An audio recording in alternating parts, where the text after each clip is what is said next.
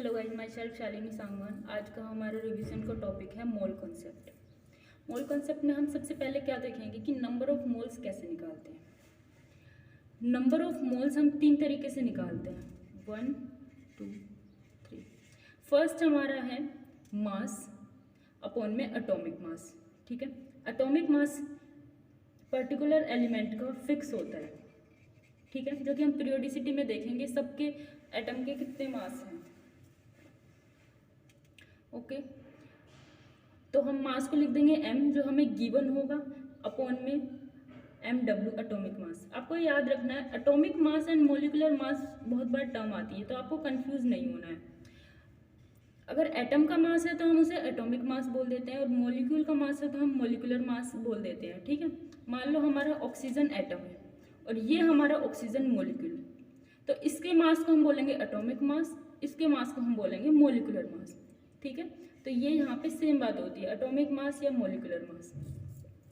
Second आएगा, second formula volume of gas upon में volume of gas at STP, जो कि फिक्स होती है 22.4 लीटर। ओके, नेक्स्ट आता है number of particles upon NA, Avogadro number. Avogadro number की जो वैल्यू कांस्टेंट होती है 6 × 10⁻23। वैसे तो इसकी एग्जैक्ट वैल्यू 6.023 × 10⁻23 होती है, लेकिन इजी फॉर्मूला मतलब इजी कैलकुलेशन करने के लिए हम 6 × 10⁻23 वैल्यू रख लेंगे। ठीक है, हम कैसे निकालेंगे क्वेश्चन। मान लो हमें क्वेश्चन दे दिया गया 6 ग्राम ऑफ कार्बन है, हमें उसके नंबर ऑफ मोल्स निकालने हैं। तो ये हमारा गिवन मास है, जो ये है स्मॉल m, और हमें मोल्स निकालने हैं। तो n is equal to number of moles को हम n बोलते हैं, तो 6 अपॉन में एटॉमिक मास कार्बन का 12 होता है, तो 6/12 इज इक्वल टू 1/2 या 1.5 मोल लिख सकते हैं। सेकेंड हमारा इसका देखेंगे हम 11.2 ml ऑफ ऑक्सीजन मोलिक्यूल दे रखे हैं, हमें इसके नंबर ऑफ मोल्स निकालने हैं। हम कैसे निकालेंगे, नंबर ऑफ पार्टिकल्स अपॉन में Na।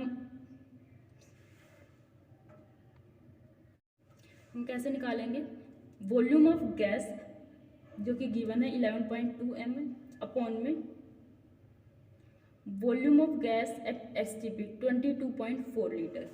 22.4 लीटर है ये, और इसको हम मिलीलीटर में लिखेंगे 22,400 ml। ठीक है, हमारी गैस ml में दे रखी है, तो 11.2 अपॉन में ml में लिखेंगे तो हमारा ये मोल आ जाएगा। हमारे मोल आ जाएंगे 5 × 10⁻³ मोल। ठीक है, हमें पार्टिकल्स दे दिए जाए, मान लो हमें दे दिए गए हैं नंबर ऑफ पार्टिकल्स आपके किसी भी एटम में या मॉलिक्यूल में है 1.5 × 10⁻23, तो हमें नंबर ऑफ मोल्स निकालने हैं। तो हम कैसे निकालेंगे, नंबर ऑफ पार्टिकल्स अपॉन में एवोगैड्रो नंबर, जो कि होता है हमारा 6 × 10⁻23। 20 ये कट जाएगा, ये आ जाएगा 1/4 मोल। ठीक है, नेक्स्ट आता है, ये हमने देखा नंबर ऑफ मोल्स कैसे निकालते हैं, आपको तीनों तरीके से आना चाहिए। नेक्स्ट हम बात करेंगे नंबर ऑफ एटम्स कैसे निकालते हैं, बहुत इंपॉर्टेंट है। नंबर ऑफ एटम्स निकालेंगे, मोल्स निकालने के बाद हम उनको एवोगैड्रो नंबर से मल्टीप्लाई कर देंगे। ठीक है, अब हमसे अगर इसमें पूछ लिया जाए 6 ग्राम ऑफ कार्बन के नंबर ऑफ एटम बताओ, तो ये हमारा मोल आ गया, और हम इसको एवोगैड्रो नंबर के साथ मल्टीप्लाई कर देंगे। Okay, 11.2 ml of oxygen molecule का हमें नंबर ऑफ एटम्स पूछ लिए जाएं, तो ये हमारे मोल आ गए, और हम इसको एवोगैड्रो नंबर से मल्टीप्लाई कर देंगे। ठीक है, नेक्स्ट आता है हमारा वेपर डेंसिटी, होता है मोलिकुलर मास या एटॉमिक मास अपॉन 2, और डेंसिटी याद रखना है, वेपर डेंसिटी और density is a different thing. ठीक है, वेपर डेंसिटी होता है molecular mass upon 2, and density होता है मास अपॉन वॉल्यूम, जो आपको सबको पता है। अब हमारी 3 इंपॉर्टेंट फॉर्मूले आते हैं। ठीक है, फर्स्ट है हमारा मोलरिटी, इसमें होगा number of moles of solute upon में volume of solution in litre. ठीक है, ये तो लीटर में है, अगर यही वॉल्यूम मिलीलीटर में दे दी जाए तो हम क्या करेंगे, number of moles of solute upon में वॉल्यूम मिलीलीटर में इनटू 1000 से मल्टीप्लाई कर देंगे इसको। ठीक है, नंबर ऑफ मोल्स हमने देखा था, नंबर ऑफ मोल्स किसी भी तरीके से निकालना आ सकता है, ज़रूरी नहीं है कि एक कैसा मास में ही आए, वॉल्यूम में भी आ सकता है, नंबर ऑफ पार्टिकल्स में भी आ सकता है। तो यहाँ से मोल निकाल के मोल में रख देंगे और हमारा इस वैल्यू मोलरिटी आ जाएगी। नेक्स्ट हमारा मोल हमने देखा, मास होता है mass upon molecular mass into V into 1000, अगर ये ml में है तो ml में होगा तभी 1000 होगा, अगर लीटर में होगा तो 1000 से मल्टीप्लाई नहीं करना, ठीक है। नेक्स्ट हमारा आता है मोलरिटी का फॉर्मूला होता है number of moles of solute upon में मास ऑफ सॉल्वेंट। याद रखना है कि जहाँ पे था volume of solution in litre, यहाँ था मास of solvent, only solvent in KG. अगर यही हम ग्राम में लेते हैं तो हम 1000 से मल्टीप्लाई कर देंगे इसको, ठीक है। अब हमने नंबर ऑफ मोल्स देखे थे, वो क्या होते हैं मास upon molecular mass into mass of solvent into 1000। और ये किसका मास है? सोल्यूट का। क्यों? क्योंकि हमारे मोल्स सोल्यूट के थे, तो मास ऑफ सोल्यूट अपॉन में मोलिकुलर मास ऑफ सोल्यूट। आपको ये दोनों फॉर्मूला याद होने चाहिए, number of moles of solute upon में वॉल्यूम ऑफ सॉल्यूशन, ठीक है। नेक्स्ट हमारा आएगा इन लीटर, नेक्स्ट हमारा आएगा number of moles of solute upon में mass of solvent in KG. Next आता है हमारा नॉर्मेलिटी। नॉर्मेलिटी का फॉर्मूला होता है gram equivalent of solute upon volume of solution, ठीक है। ये थोड़ा कॉम्प्लेक्स सा है, हमें ग्राम इक्विवेलेंट कैसे निकालना है, weight upon equivalent weight, and equivalent weight कैसे निकालना है, मोलिकुलर मास अपॉन एन। हम अगर आपको ये बहुत बड़ा फॉर्मूला लग रहा है तो हम क्या कर सकते हैं, नॉर्मेलिटी निकालने के लिए मोलरिटी निकाल लो और उसको एन फैक्टर से मल्टीप्लाई कर दो, ठीक है। एन फैक्टर मैं अभी आपको बताऊंगी क्या होता है। N factor is a valency factor.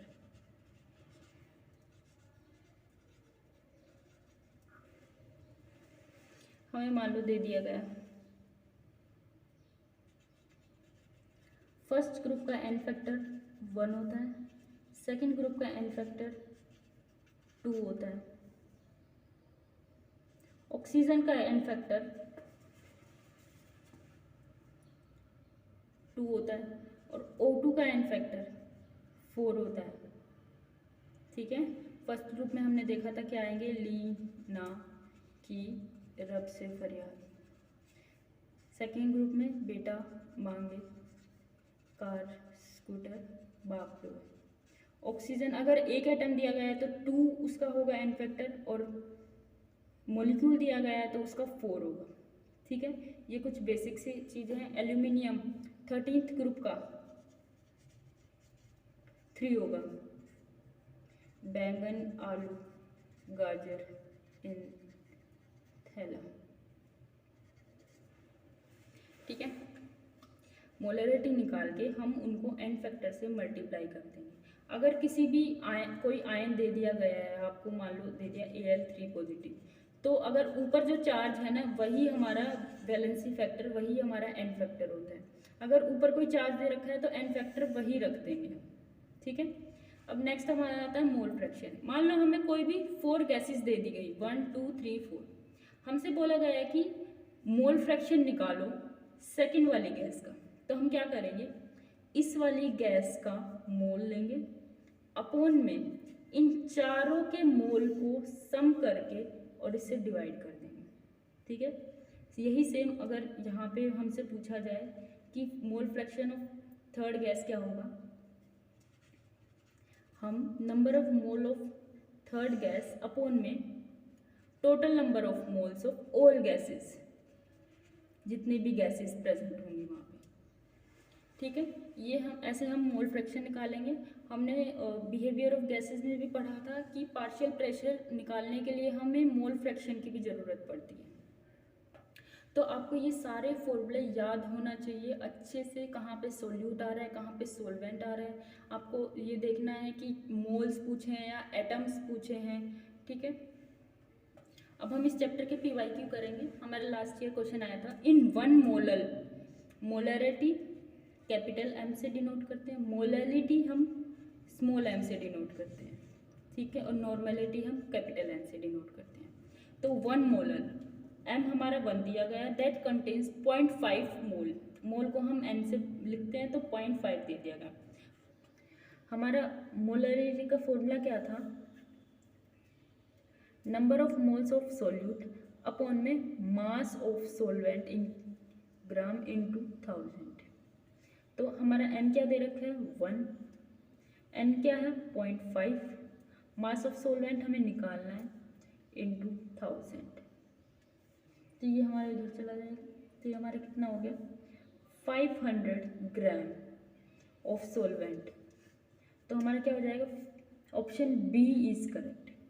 ठीक है, आपको याद रखना है मोलरिटी में क्या होता है, मोलरिटी में नीचे क्या होता है, मोलरिटी में नीचे होता है वॉल्यूम ऑफ सॉल्यूशन, मोलरिटी में नीचे होता है मास ऑफ सॉल्वेंट। ठीक है, और नॉर्मेलिटी में जो हमारा मोलरिटी होता है वैसा ही होता है, बस उसको n फैक्टर से मल्टीप्लाई कर देना है।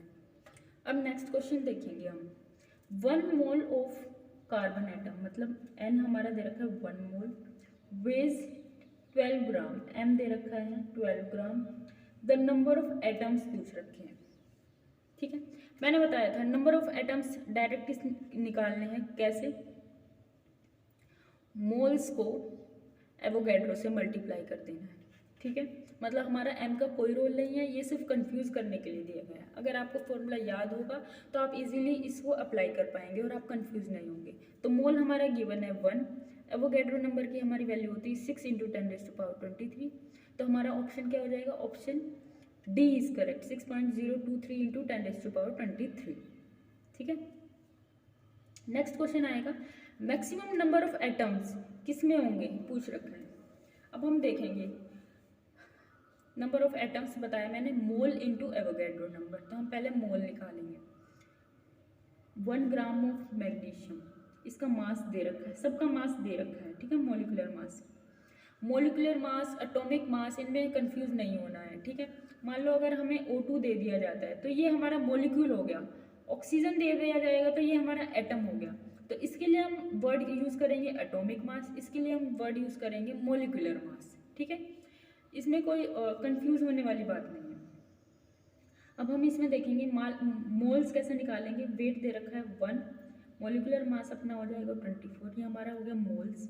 नंबर ऑफ एटम्स कैसे निकालेंगे, मोल को एवोगैड्रो से मल्टीप्लाई कर देते हैं Na, तो हमारा नंबर ऑफ एटम क्या आ जाएगा Na/24।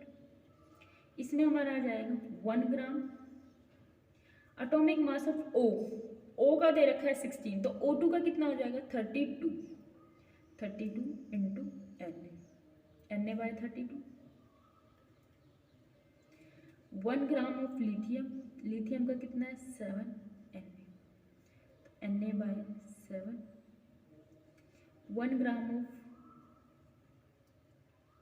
Silver into Na/108।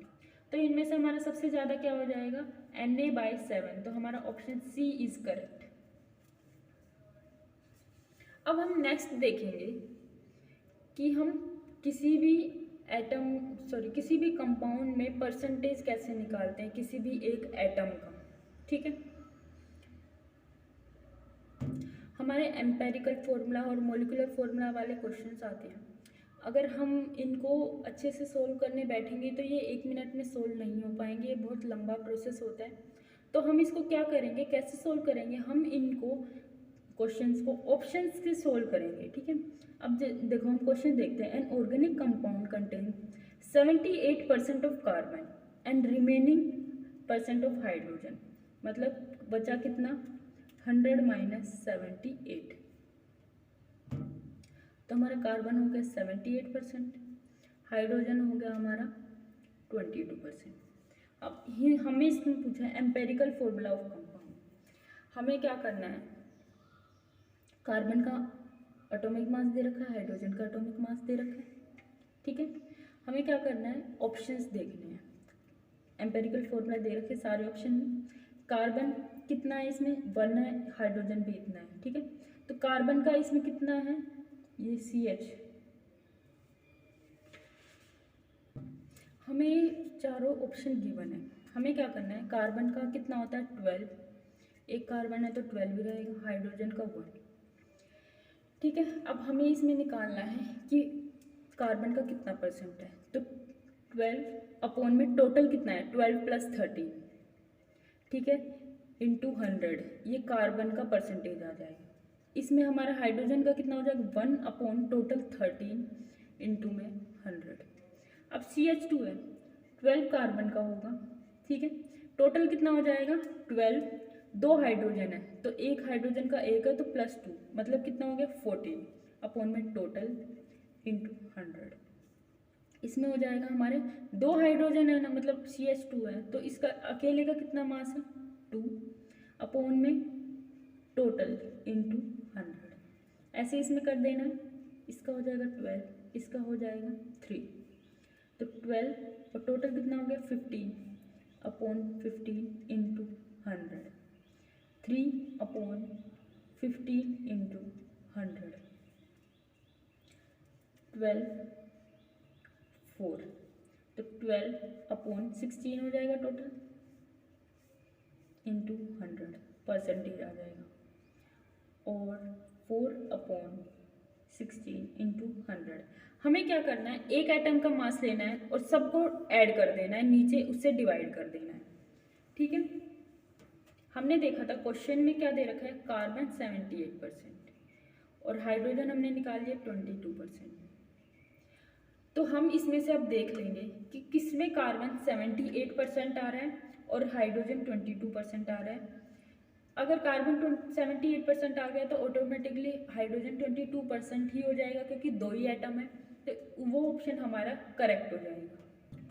तो इससे हम निकाल लेंगे, हमारा ऑप्शन CH2 इस करेक्ट हो जाएगा, क्योंकि इसमें कार्बन अगर आप सोल्व करेंगे तो 78% आएगा।